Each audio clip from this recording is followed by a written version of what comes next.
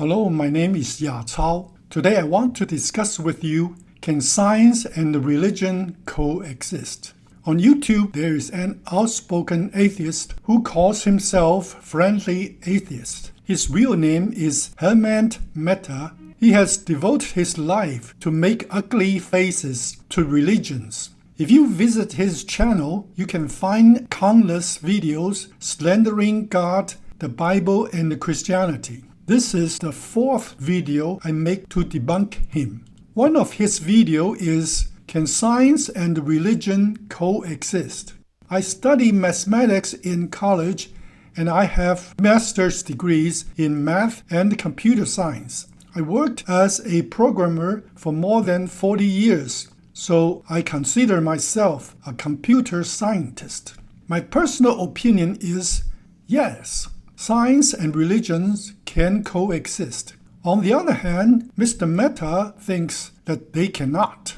His motivation, if you analyze it, is very clear. We all know science has proven to be very useful for mankind. We all rely on science in our everyday life. If science and religion cannot coexist, everyone, according to his conclusion, should abandon religion. Can you see how clever and cunning he is? He based his argument on 3 points. First, he says science and religion disagree on methods. Second, science and religion disagree with how the world works. The third is about miracle.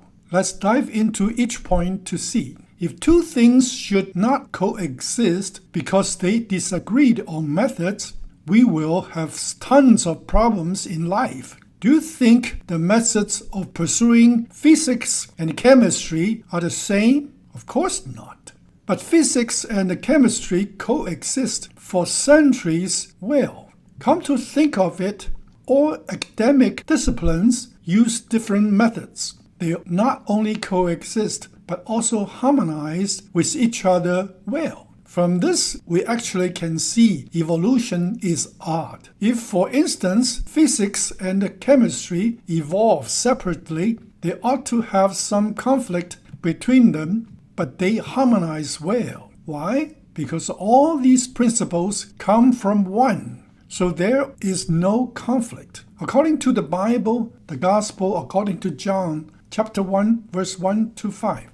In the beginning was the Word, and the Word was with God, and the Word was God. He was with God in the beginning. Through Him all things were made. Without Him nothing was made that has been made. In the beginning was the Word. The word is capitalized, meaning that is the principle from God, our Creator.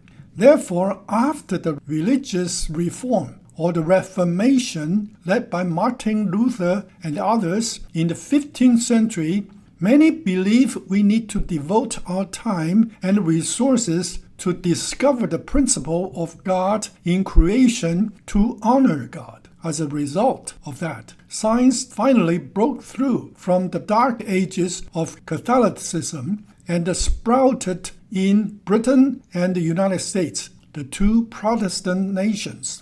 Today, the most prestigious academic schools, the universities such as Harvard, Yale, Oxford, and Cambridge, were originally Bible seminaries. If you go visit them, the biggest landmarks will be their cathedrals.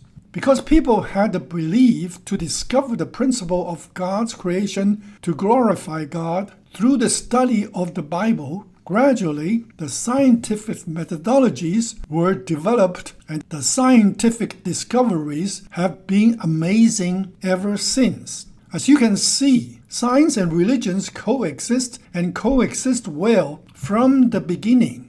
We all know Sir Isaac Newton was one of the giants of modern science. The most notable of his achievements, including the invention of calculus, the discovery of the laws of motion and the law of gravitation. But most of people don't know he had written more Bible commentaries than he did for scientific publications.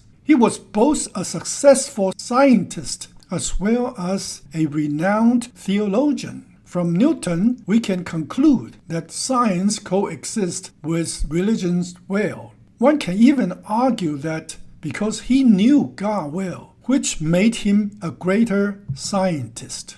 Besides, science is not everything, and science can't and doesn't solve all our problems. Science provides us with rich material needs, but science can hardly solve our spiritual needs. For instance, how can science resolve our problems of loneliness or depression? If science can do that, we wouldn't have so many celebrities who had fame and fortune yet committed suicide. Religions can help people with their spiritual needs. That is why every race and tribe has their own religion. Therefore, science not only coexists with religion. We need religions in our lives and in our society. Second, Mr. Mehta said religion disagrees with how the world works. He especially points out that the Christian views of the age of the world is in the thousands, and yet science tells us the universe is billions years old. I made a video in which I debunk Mr. Mehta called everything wrong with Genesis 1 in the Bible. I used Albert Einstein's relativity theory to show that the Bible is very scientific. The problem Mr. Mehta described had been a question for centuries but was made clear in the 20th century. The so-called different views might be resolved in time. The views such as heaven and hell can be different based on what you believe. The only thing important is that each individual may need to bear the different consequences. It has nothing to do with whether science and religions can coexist or not. Third, he talked about miracles. He thinks miracle doesn't happen. I was an atheist until I was 30 years old. I was as diehard, a stubborn atheist as Mr. Mehta. However, God played a trick on me to marry a Christian who was baptized when she was 12 years old. After we got married, she insisted on going to church every Sunday. I didn't like it at all, and I found everyone at the church disgusting, just like many atheists do today. One time, I boasted to my atheist friends saying I would never be a believer unless Jesus personally came to find me. To make a long story short, during a personal crisis, I had nowhere to turn, which forced me to turn to God. I came to realize that I was a sinner in need of a Savior. I had an indescribable peace within me after I accepted Jesus to come into my life. Subsequently, the next Sunday, I went to church. All those Christians whom I considered disgusting all of a sudden became so lovable. They did not change a bit, but I was given a new life. In the past 25 years, I have been using science to make sense of my belief, and I have been an apologist since. That was why I have a channel sharing the gospel. How could a stubborn atheist turn into a believer, then an apologist? A sinner admitting him being a sinner, and had his life completely turned around. If those were not miracles, what are they? Therefore, can science and religion coexist? Of course they can and should. Furthermore, science can help a believer's faith strong. Mr. Mehta tries to mislead people, so please wise up and don't let him fool you. In my channel, I have a playlist showing the existence of God. That is understandable because God has given us ample evidence. Those are: 1. Atheism is unrealistic. It shows that atheists don't have a thread of evidence about God does not exist. 2. The death knell of evolution. Some people don't believe in God because they believe in evolution. I use the most basic biology and the probability to show evolution is totally wrong. Third one, use your brain to know God exists.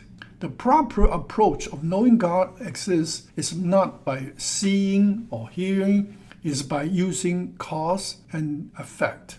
Fourth, the death knell of atheism. It is a logical conclusion that God must exist. The fifth one, the scientific evidence of the existence of God. Finally, I provide some scientific evidence to show God must exist. If you watch them, you will know the existence of God is understandable and the atheism is wrong. Also, another playlist about the Bible. The first one, why is Bible the Bible? Why do people believe the Bible is the revelation of God? Second, some amazing example in the Bible. From those examples, you will know God not only exists, but also amazingly so. Third, what is the source of wisdom? We will examine history to see the Bible really gives us wisdom. If you watch them, you will know how remarkable the Bible is and why the Bible is the best-selling book in history. Last but not least, why are people sinners? Fundamental problem for all of us. Second, what is the consequence of sinners? This is very important to know. Third, what is the gospel? This playlist explains how can we escape hell. All the links are provided below in the description area. In my channel, there are also other videos you might find interesting. If you have any question, comments, even criticism, please feel free to contact me. My email address is belcantog@gmail.com. Thank you for watching, and may God richly bless you.